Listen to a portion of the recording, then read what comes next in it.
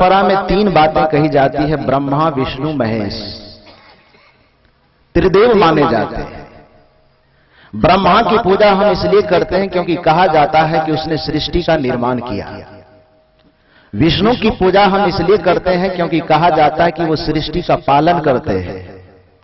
और शिव की पूजा इसलिए की जाती है क्योंकि यह मान्यता है कि शिव पाप का संहार करते हैं। ईमानदारी से एक बात यदि मैं आपको पूछूं कि आप ब्रह्मा को देखे हैं, आप विष्णु को देखे हैं, आप शिव को देखे हैं, यदि आपकी प्रकृति ईमानदार है तो आप कहेंगे कि मैंने नहीं देखा है। लेकिन मैं एक बात आज आपको बता रहा हूं, आप खुद जानते हैं, आपकी ही जानकारी को और मैं थोड़ा ताजा कर दूं। इस पूरे ब्रह्मांड को बनाने वाले ब्रह्मा को आपने हमने नहीं देखा, फिर भी उसकी हम पूजा करते हैं। लेकिन इस 3.5 हाथ के ब्रह्मांड को किसने बनाया है यह सबको पता है, और वो हमारे सामने में बैठे हुए हैं। ये पता है ना जी? इस पूरे ब्रह्मांड का पालन पोषण कौन विष्णु करते हैं, ये आपको पता हो कि ना हो, हमको पता हो कि ना हो, लेकिन पूरे दुनिया को पता है कि 3.5 हाथ के शरीर का पालन पोषण कौन करते हैं, वो हमारे सामने बैठे हुए हैं। इस धरती पर शिव को आपने नहीं देखा, आपके अवगुण का संहार करने वाले शिव को आपने नहीं देखा, लेकिन अपने बच्चों के जीवन से बुराई को, एक एक बुराई को निकाल करके उसे संहार करने वाले शिव आपके सामने में बैठे हुए हैं। हम आज तक मंदिरों में जाकर के भी दुखी हैं, हम आज तक मस्जिदों में जाकर के भी दुखी हैं, हम आज तक ग्रंथों का पाठ करके भी दुखी हैं। तो जानते हो इसका कारण क्या है? भगवान शंकर और माता पार्वती बैठे हुए थे। शिव पुराण की बात मैं बता रहा हूं आपको। तो भगवान शिव और माता पार्वती बैठे थे। एक दिन माता पार्वती पूछती है भगवान शंकर से कि प्रभु, कहा जाता है कि जो आपकी पूजा करते हैं, जो भगवान की पूजा करते हैं, उसके जीवन से सारे दुखों का अंत हो जाता है, उसके जीवन से समस्याओं का अंत हो जाता है। लेकिन धरती पर देखा जा रहा है कि जितना सत्संग हो रहा है, जितना यज्ञ हो रहा है, जितना पूजा हो रहा है, जितना पाठ हो रहा है, उतनी ही समस्या भी बढ़ रही, उतना दुख बढ़ रहा है, उतने रोग बढ़ रहे हैं, उतने व्याधि। कारण क्या है? ये कौन पूछ रहे हैं? भगवान शंकर से माता पार्वती प्रश्न कर रहे हैं कि दुख का क्या कारण है। आप कहते हैं पूजा करने से दुख खत्म होता है, आप कहते हैं भक्ति करने से दुख खत्म होता है, आप कहते हैं कि भगवान का भक्त होने से दुख विपत्ति और समस्या खत्म होती है। तो किसी न किसी भांति लोग भगवान की भक्ति करते हैं, फिर भी उसके जीवन में दुख क्यों दिखाई देता है, संसार में दुख क्यों दिखाई देता है? बढ़िया से सुनिए। भगवान शंकर ने कहा कि तुम कैसे जानती हो? जो भक्ति करेगा तो उसका तो दुख निश्चित समाप्त होगा। ये सैद्धांतिक सत्य है कि भक्ति करने वाले के जीवन में दुख नहीं होगा। फिर इसमें से हजारों आदमी का प्रश्न हो सकता है कि हम भी तो करते फिर भी हमारा जीवन दुखी है। आपके तरफ से माता पार्वती वकालत कर रही है भगवान शंकर से कि क्यों दुखी है, बताइए आप।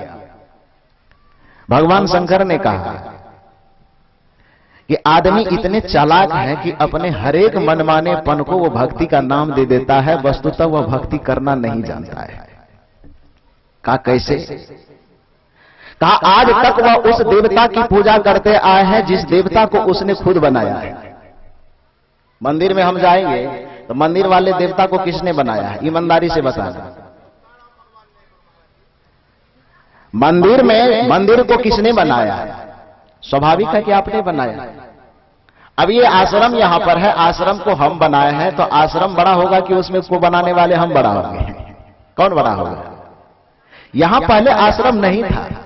आश्रम की स्थापना आपके हमारे द्वारा हुई है, तो इसलिए आप और हम उसके जन्मदाता हैं, हम और आप उससे बड़े हैं। आश्रम बड़ा नहीं है।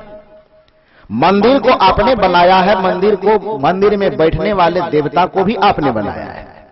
भगवान शंकर ने कहा कि अपने मनमाने को ये भक्ति कहता है, आज तक इसने उस देवता की पूजा करके शांति पाना चाहा जिस देवता और जिस मंदिर को इसने खुद बनाया है। अरे आज तक इसने उस देवता की पूजा किया ही नहीं जिस देवता ने इसको बनाया है, तो फिर इसकी शांति कैसे मिलेगी? ये बता, जो देवता आपको बनाया है, जिस ब्रह्मा को आप बना रहे हैं, उसके सामने तो आप माथा रगड़ रहे हैं। जिस विष्णु को आपने बनाया है, उस विष्णु को आप नहीं बनाए, विष्णु के मूर्ति को आप बनाए हैं। शिव को आप नहीं बनाया है, शिव के मूर्ति को आप बनाए हैं। मेरे कहने का गलत मतलब नहीं निकालिएगा, आप लोग समझने की कोशिश कीजिए। आपके द्वारा जो बनाया गया शिव है वो स्वाभाविक है कि आप शिव छोटा नहीं है, लेकिन आप जिस शिव को बनाते हैं वह शिव आपसे छोटा हो जाएगा। विष्णु आपसे छोटा नहीं है, लेकिन आप जिस विष्णु को बनाते हैं, अपने हाथ से गढ़ते हैं, वो विष्णु आपसे छोटा होगा कि बड़ा होगा? छोटा होगा ना जी।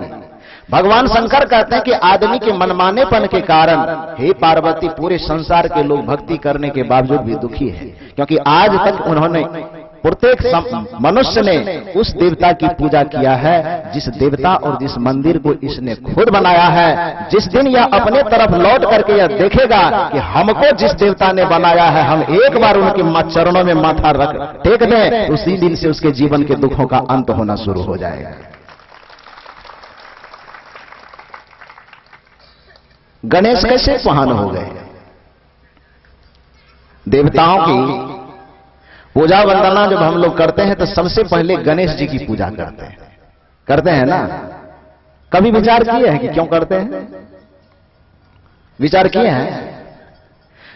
जितने 33 करोड़ देवता हमारे सनातन परंपरा में कहलाते हैं, गणना है उसकी, और 33 करोड़ देवताओं में गणेश जी की वंदना, गणेश जी की पूजा सबसे पहले होती है। यही कारण है कि हमारे सनातन परंपरा के कोई भी व्यक्ति कोई कार्य जब शुरू करता है तो उस कार्य को वह एक मुहावरा के रूप में प्रयोग करके कहता है, श्री गणेशाय नमः। कार्य की शुरुआत हो रही है, अर्थात सर्वप्रथम पूज्य देवता का आह्वान किया जा रहा है। गणेश में ऐसी क्या विशेषता है जो सबसे बड़े नेता हो गए, सबसे बड़े पूज्य हो गए? क्या विशेषता है? देखने में मुंह भी तो और देवता से थोड़ा खड़ा हुए है, सवारी भी बेचारे के पास हेलीकॉप्टर वगैरह है नहीं। क्या है? सबसे छोटा सवारी चूहा है ना। पेट भी उसका बहुत बड़ा, न शरीर का सांचा ढांचा भी देखने में कोई खूबसूरत ऐसी बात नहीं है। खाने में भी माहिर है, खूब लड्डू चबाते हैं, लेकिन उसके बावजूद भी सारी विशेषता अन्य लोगों में रहने के बावजूद भी गणेश जी की पूजा सबसे पहले क्यों होती है? क्या कारण? गणेश जी की पूजा इसलिए होती है, कहा जाता है कि जितने सारे देवता थे सभी देवताओं में यह विचार बना कि भाई आदमी के पास तो उम्र मात्र 100 वर्ष की है। आज 60, 70, 80 वर्ष जीता है लोग, लेकिन पुराने जमाने में 100 वर्ष जीते थे। क्योंकि वेद में यह ऋचा है कि जीवे में सर्वदा शतम, कि हम 100 वर्ष तक जिए। भगवान से वरदान मांगा जा रहा है। तो 100 वर्ष तक की कल्पना, 100 वर्ष तक जिया जाता होगा उस समय में। सभी देवताओं ने कहा भाई हम लोगों की संख्या है 33 करोड़ और आदमी जीता है मात्र 100 वर्ष, तो 100 वर्ष यदि आदमी जिएगा तो पूरा जिंदगी कितना हुआ? कैलकुलेटर है आपके पास? जोड़ सकते हैं। 33 करोड़ देवता है और आपको मात्र 100 वर्ष जी नहीं पाएंगे, लेकिन मान लीजिए कि 100 वर्ष आपको जीना है। मानने में क्या लगता है? थोड़ी देर मानिए। तो 100 वर्ष यदि जीना है तो एक वर्ष में 360 दिन, तो 360 गुना 100 बराबर कितना हुआ? 36,000। कितना हुआ? 360 गुना 100 बराबर, गणित कमजोर है क्या आप लोगों का? 36,000 हुआ ना। आपको पूरे जीवन की अवधि मिलती है मात्र 36,000 दिन। अब देवताओं की संख्या कितनी है भाई? 33 करोड़। कितना देवता की पूजा करना पड़ेगा एक दिन में? 36,000 दिन आपके पास है और देवता की संख्या 33 करोड़। एक दिन में कितने देवता की आप पूजा करेंगे जो आपको 36 पूरा कर पाएंगे क्या? पूरा नहीं हो पाएगा। तो सब देवताओं को लगा कि भाई आदमी यदि आंख पलक झपकते झपकते एक सांस की लेने के क्रम में, जो सांस आप छोड़ते और लेते हैं, एक सांस लेने और छोड़ने के क्रम में यदि आप कम से कम 10 देवता 20 देवता की पूजा कर सकते हैं, तब आपको पूरी जिंदगी लगेगी केवल देवताओं की पूजा करने में। इतने देवता आपके पास। सभी देवताओं ने कहा कि बड़ा मुश्किल में पड़ जाएगा, आदमी जिएगा, खाएगा, कमाएगा कि केवल पूजा करते रहेगा। भाई कुछ ऐसा उपाय निकालो कि गांव में होता था ना, पुराने जमाने में गांव में मरर होता था। भोज भात करना हो, मरर को जाकर के कह दिया, इसका मतलब मरर को निमंत्रण पड़ गया तो पूरे गांव को ही निमंत्रण पड़ गया। ये पुरानी प्रथा थी, नया प्रथा तो बदल गया है। तो सभी देवताओं ने विचार किया कि ऐसा करो, पूरे भागलपुर के जनता तो लोकसभा में प्रवेश नहीं करेगा, तो भाई बुलो मंडल को सांसद तो चुनना पड़ेगा, या शाहनवाज जी को सांसद चुनना पड़ेगा। पूरे क्षेत्र का नेतृत्व करने के लिए एक नेता को बनाना पड़ता है, तब जाकर के कार्य चलता है। 33 करोड़ देवता हैं, 33 करोड़ देवताओं की पूजा हो नहीं सकती, तो एक उपाय निकालो, एक ऐसे देवता को फिक्स करके नेता बना दो कि जिसकी पूजा यदि जनता कर ले तो यह समझ लिया जाए कि सब देवता की पूजा हो गई। बात समझ में आ रही है? सब में यह विचार बना, और विचार बनने के बाद कहा कि फिर परीक्षा का विकल्प क्या होगा, कैसे चुनाव किया जाए, कैसे नेता बनाया जाए। सब में सहमति बनी कि चुनाव आयोग किसको बनाया जाए। देवता सब तो कान कपार फोड़ देगा यदि एक को कहेंगे कि आप नेता बनिए, बाकी को चेला चटिया यदि बनाएंगे तो दूसरे आदमी तो कपार फोड़ेगा। ब्रह्मा को कहा ये काम हमसे नहीं होगा। विष्णु जी से कहा, विष्णु जी ने भी कहा कि ये काम हमसे नहीं होगा। अंत में जो काम सबसे नहीं संभलता है तो वो भगवान शंकर से, ओढ़रदानी है ना, वो संभाल जाता है उससे सब काम। तो कहा चलो भगवान शंकर के पास, उससे जाकर के सबने आग्रह किया कि चुनाव आयोग का भार आप ही संभालिए, आप ही को चुनना है कि देवताओं का नेता किसे बनाया जाए। भगवान शंकर ने कहा कि कोई बात नहीं। पहले तो वो लेना नहीं चाहते थे, फिर भी सबने दबाव डाल करके उसे चुनाव आयोग बनाया। तो उस समय बैलेट पेपर या ईवीएम मशीन तो था नहीं। तो उस समय भगवान शंकर एक युक्ति निकाले और उस युक्ति के दरमियान कहा, देखो पूरे पृथ्वी और आसमान का, अर्थात पूरे ब्रह्मांड का भ्रमण करके, परिक्रमा करके जो व्यक्ति सबसे पहले मेरे पास पहुंच जाएगा उसको मैं देवता का नेता बना दूंगा, देवता का मालिक बना दूंगा। ये भगवान शंकर चुनाव का नियम रखा। अब जैसे ही कहा, तो आप जब चुनाव आता है तो देखते हो ना कैसे आदमी खड़ा होता है। एक एक पद के लिए 20-20 ठो, 25-25 ठो, एक ईवीएम में जब सेट नहीं होता है बटन तो 2-2, 3-3 ठो ईवीएम लगाना पड़ता है। लगाना पड़ता है ना, कुर्सी की भूख है ना। तो जैसे ही भगवान शंकर घोषणा किए कि इस तरह के परीक्षा के द्वारा देवताओं का नेता चयन किया जा रहा है कि जो देवता सबसे पहले पूरे ब्रह्मांड का परिभ्रमण करके मेरे पास पहुंचेगा उसको देवताओं का नेता बना दिया जाएगा। लालसा सबकी बनी कि हमको कुर्सी मिलना चाहिए। सब अपनी अपनी सवारी लेकर तुरंत भ्रमण के लिए, ब्रह्मांड यात्रा के लिए निकल पड़े, दौड़ पड़े। सबकी बड़ी मस्त सवारी थी। कार्तिक जी के पास मयूर था, किसी के पास और कुछ, किसी के पास बाघ, किसी के पास बैल, किसी के पास और बहुत तरह की सवारी, पुष्पक विमान। बेचारा गणेश जी के भी मन में था कि हम ही नेता बनते तो बढ़िया रहता, लेकिन किस्मत उसको साथ नहीं दे रहा था। दौड़ करके भी यदि जाएगा तो पेट इतना भारी है कि दौड़ नहीं पाएगा, वो दौड़ पाएगा। इस सवारी से पीछा करना सोचे तो चूहा है बेचारा, आज तक चढ़ा नहीं, केवल 100 पीस में रखा है कि हमारी सवारी चूहा है। और उस चूहा पे यदि गणेश जी संजोग से एक लात भी रखे तो चूहा की चटनी बन जाएगी, बनेगी ना।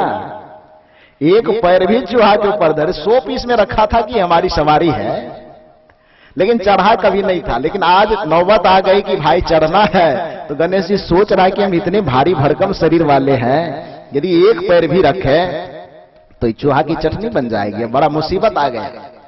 लेकिन एक बात याद रखो, गणेश भगवान को परम बुद्धि संपन्न व्यक्ति माना जाता है।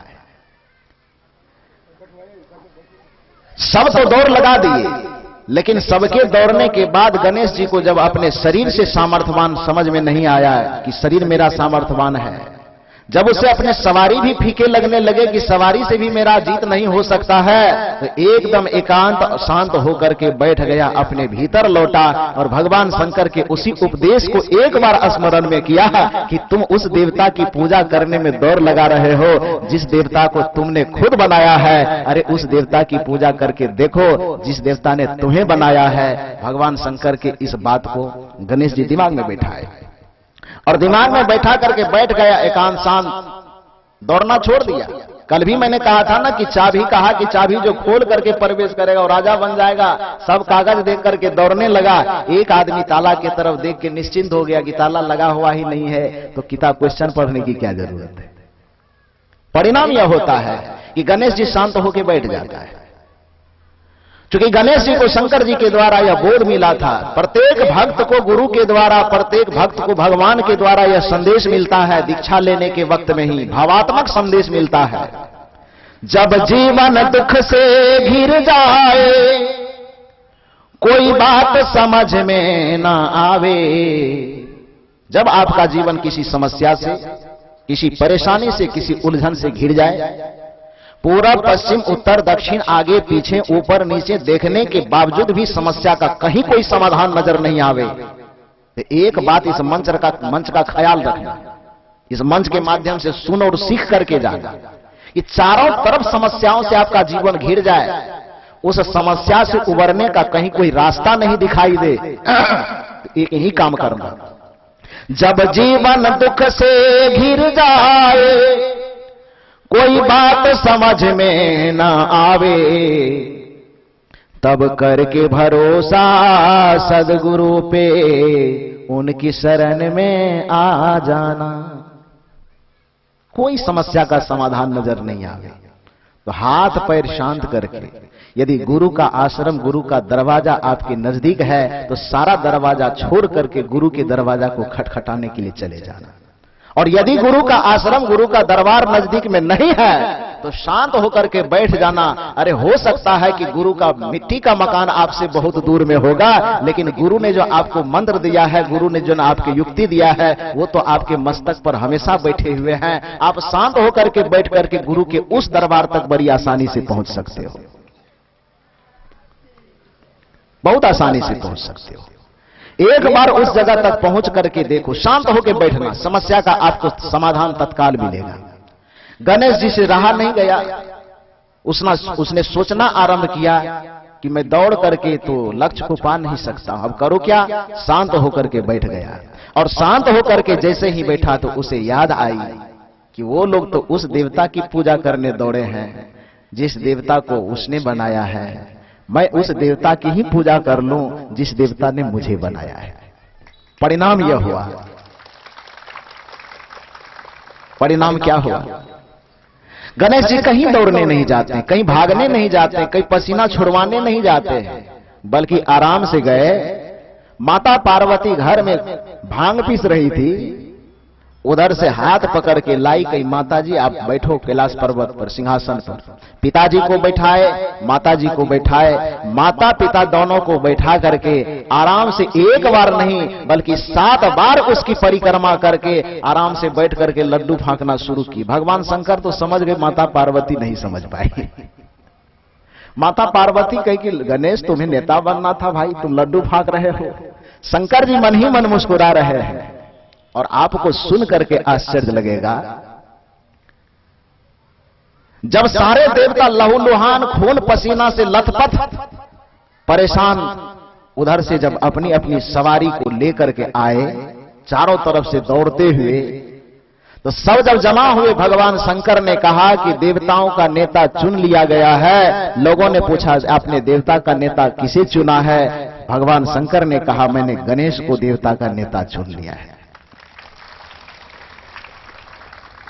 सब लोग विद्रोह कर दिए, कहा गणेश ने कोई परिश्रम नहीं किया, गणेश बैठ के लड्डू फांक रहा है, हम लोग दौड़ रहे हैं, हमको सफलता नहीं मिली, हमको जीत नहीं मिली, लड्डू फांकने वाले को जीत कैसे मिल गई भाई?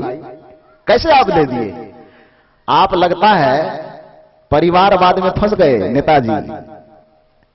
चुनाव आयोग आपको बनाया गया तो आप परिवारवाद के चक्कर में फंस गए, बेटा के मुंह में पड़ करके आप बेटा को राजगद्दी दे दी। गलत किए। भगवान शंकर ने कहा कि हम मोह में फंसे हैं कि क्या फंसे? अरे भैया, तुम्हारे मन में जो सवाल है, जिसको नेता मैं बनाया हूं, उसी से तुम सवाल जवाब कर लो, तुम्हें जवाब मिल जाएगा। और एक एक करके सब सवाल जवाब करते। गणेश जी सबको शांत करके कहे, पहले ठहरिए। सब जैसे ही शांत हुआ, गणेश जी ने कहा कि हे देवताओं, मैं आपसे यह पूछना चाहता हूं कि सनातन परंपरा सत्य है कि गलत? जवाब क्या मिलेगा? सनातन संस्कृति सही है कि गलत? क्या है? सनातन परंपरा को चलाने वाले वैदिक शास्त्र सही है कि गलत? क्या है? सब क्या कहेगा? जवाब बढ़िया से दीजिए, ऊंची आवाज में। सही कहेगा कि गलत कहेगा? सनातन संस्कृति सच है, वो गलत नहीं है। सनातन संस्कृति के संचालन करने वाले वेद शास्त्र सच है, वो गलत नहीं है। सब देवताओं ने कहा हाँ, ये बात तो सच है। कहा उसी वेद में यह लिखा हुआ है, मातृ देवो भवः, पितृ देवो भवः, आचार्य देवो भवः, अतिथि देवो भवः। उसी वेद में यह लिखा हुआ है कि माता पृथ्वी से भी बड़ी होती है और पिता आसमान से भी बड़ा होता है। तो यदि माता और पिता की परिक्रमा हमने कर लिया, आप लोग कहां भ्रमण कर? ब्रह्मांड का मतलब क्या होता है? का ब्रह्मांड का मतलब तब पूरा पृथ्वी, पूरा आसमान।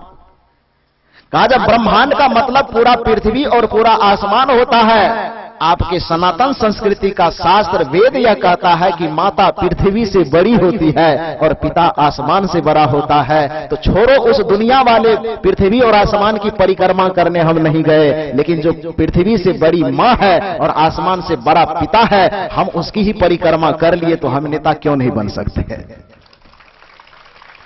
क्यों नहीं बन सकते?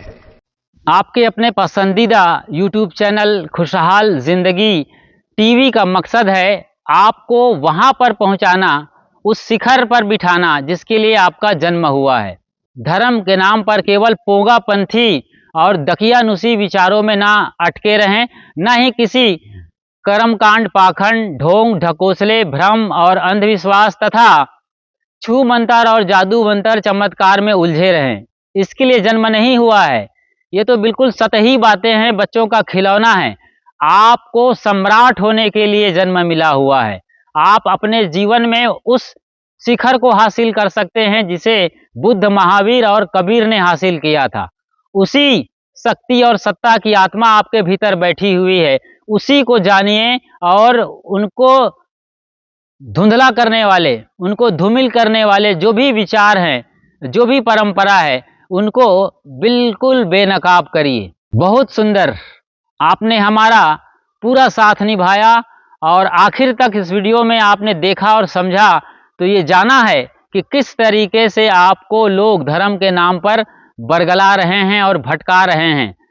सभी मत, मजहब और परंपरा के जो अगुआ लोग हैं, जैसे हिंदू धर्म में पंडित और पुरोहित, मुस्लिम बिरादरी में मुल्ला और मौलवी तथा ईसाई मिशनरी में उनके अपने पंडित हैं, पोप और पादरी। ये सब भटकाने वाले हैं। इनको सत्य से कोई मतलब नहीं है। ये आपको सांत्वना देते हैं बस, और सांत्वना के बदले बड़ी मोटी रकम से अपनी जेब भरते हैं, अपनी जिंदगी चलाते हैं, घर परिवार पालते हैं और स्विस बैंक में अपना सारा पैसा जमा करते हैं। तो आप सोचिए जरा, कहाँ आप अपना पैसा फेंक रहे हैं? गलत जगहों पर। आप इससे बेहतर होगा कि किसी गरीब को खिलाइए, किसी दिन दुखियारा की खुद जाकर मदद करिए और मानवता को जगाने वाले मिशन में काम करिए। तब जाकर के आपका इस तरीके से जीना और धर्म करना सार्थक होगा। खुशहाल जिंदगी यूट्यूब चैनल पर आप बिल्कुल नए हैं तो फौरन सब्सक्राइब कर लीजिए। यह एक निःशुल्क प्रक्रिया है। जैसे ही आप सब्सक्राइब करते हैं, हमारा परमानेंट मेंबरशिप हासिल कर लेते हैं और इसके बाद बेल आइकन को प्रेस करते हुए, नोटिफिकेशन की घंटी बजाते हुए जब ऑल या सभी को सेलेक्ट कर लेते हैं, तो जब भी हम लाइव आएंगे या नई वीडियो अपलोड करेंगे, सबसे पहली सूचना आपको तुरंत मिल जाएगी। अपना और अपनों का जरूर ख्याल रखिए। शुक्रिया, साधुवाद और साहिब बंदगी।